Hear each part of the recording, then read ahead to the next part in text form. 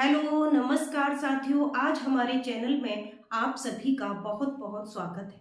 साथियों, मैं बीएड वाले विद्यार्थियों के लिए एक वीडियो लेकर आई हूँ। जो फर्स्ट सेमेस्टर वाले विद्यार्थी हैं, उनका फर्स्ट पेपर है बाल्यावस्था एवं विकास। उसका आपका फर्स्ट यूनिट का फर्स्ट टॉपिक चल रहा है बाल विकास एवं अभिवृद्धि। हम बाल विकास और बाल अभिवृद्धि की बात हम कर रहे थे, तो इसमें पहले भी कुछ वीडियो हम आपको दे चुके हैं और आज हम जो वीडियो देने जा रहे हैं वो है आपका टॉपिक बाल अभिवृद्धि एवं विकास में होने वाले परिवर्तनों के प्रकार। आज हम किसकी बात करेंगे? बाल अभिवृद्धि और विकास, उसमें जो भी परिवर्तन हुए हैं वो किस किस प्रकार से हुए हैं, तो हम उनके प्रकारों की बात करेंगे। तो साथियों, ये आपके कुछ प्रकार हैं जो हमने यहाँ पे लिखे हैं कि आकार में परिवर्तन, अनुपात में परिवर्तन, पुरानी आकृतियों का लोप, नई आकृतियों की प्राप्ति। ये आपके बाल अभिवृद्धि एवं विकास में होने वाले जो परिवर्तन है उनके प्रकार हैं। उनके ये 4 प्रकार हैं: आकार में परिवर्तन, अनुपात में परिवर्तन और पुरानी आकृतियों का लोप और नई आकृतियों की प्राप्ति। तो साथियों, हम एक एक के बारे में जानेंगे। ये आपके प्रकार हैं अभिवृद्धि और विकास दोनों के। तो हम सबसे पहले बात करेंगे कि आकार में जो परिवर्तन हुए। तो साथियों, हमने यहाँ पे देखा कि जो आकार में परिवर्तन हुआ वो किस प्रकार हुआ। यह परिवर्तन शारीरिक, मानसिक दोनों प्रकार के विकास में दिखाई देता है। आकार वाला जो परिवर्तन है वो किसमें? वो शारीरिक और मानसिक दोनों प्रकार में दिखाई देता है। शारीरिक विकास से अगर हम बात करें कि शारीरिक विकास में किस प्रकार का परिवर्तन होता है, जैसे कि बच्चे का भार है, लंबाई है, ऊंचाई है, मोटाई है, ये इनमें क्या होता है, निरंतर परिवर्तन होता रहता है। आपने देखा है कि बच्चा जो है जब बचपन में होता है और एक बाल्यावस्था, किशोरावस्था, उसकी लंबाई बढ़ती हुई चली जाती है, मोटा, पतला, इस तरीके से होता हुआ हल्का, भारी। तो ये क्या है? ये शारीरिक विकास में परिवर्तन है।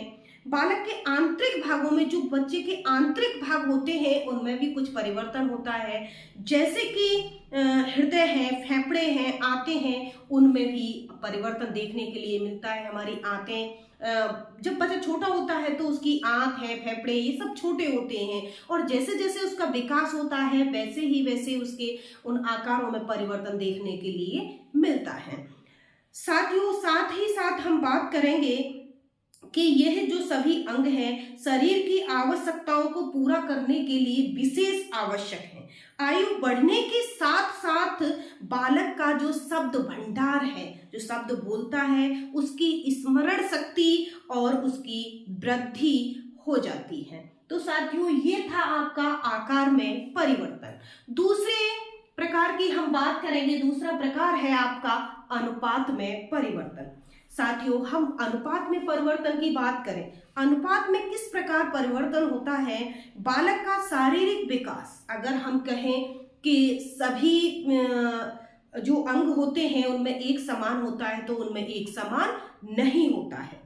जो एक बच्चे ने जन्म लिया, एक नवजात शिशु है, उसके अन्य अंगों की अपेक्षा उसका सिर क्या होता है? काफी बड़ा होता है। और जब उसका सिर काफी बड़ा होता है तो अगर हम कहें तो सिर जो है वो बहुत ही कम मात्रा में बढ़ता है, मतलब उसका जो विकास होता है वो कम मात्रा में होता है।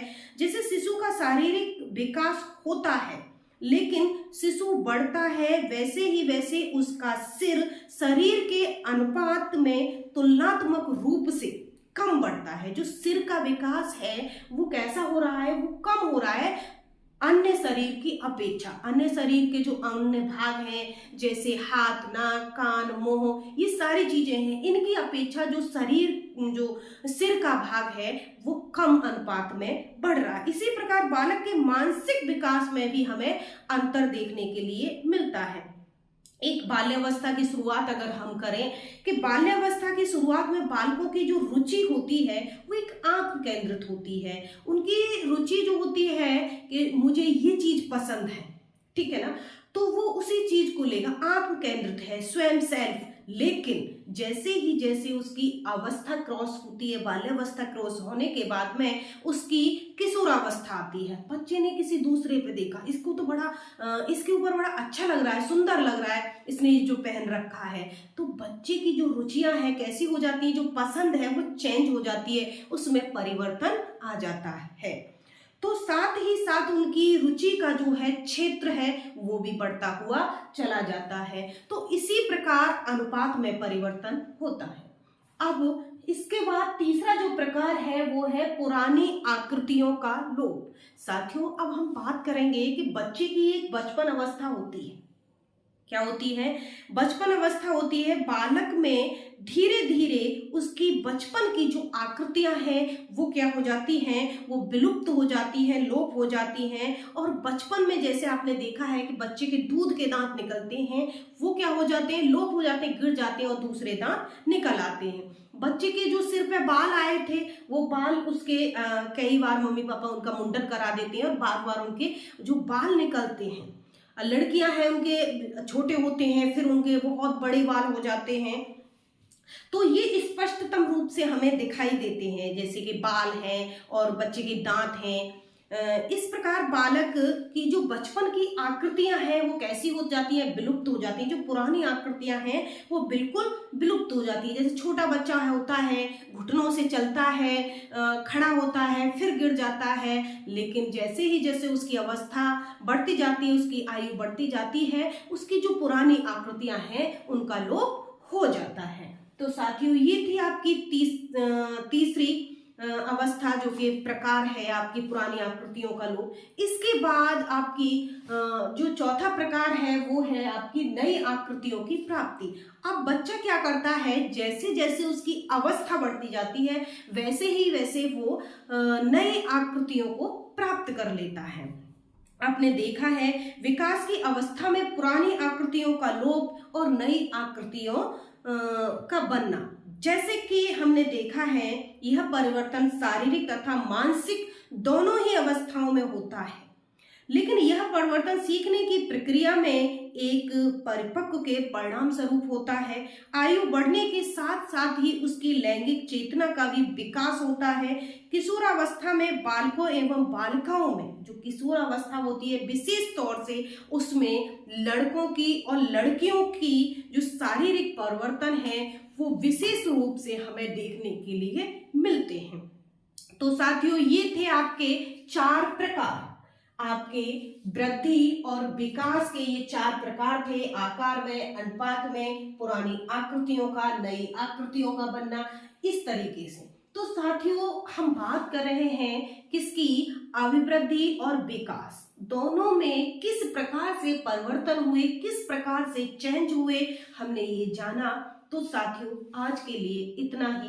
धन्यवाद।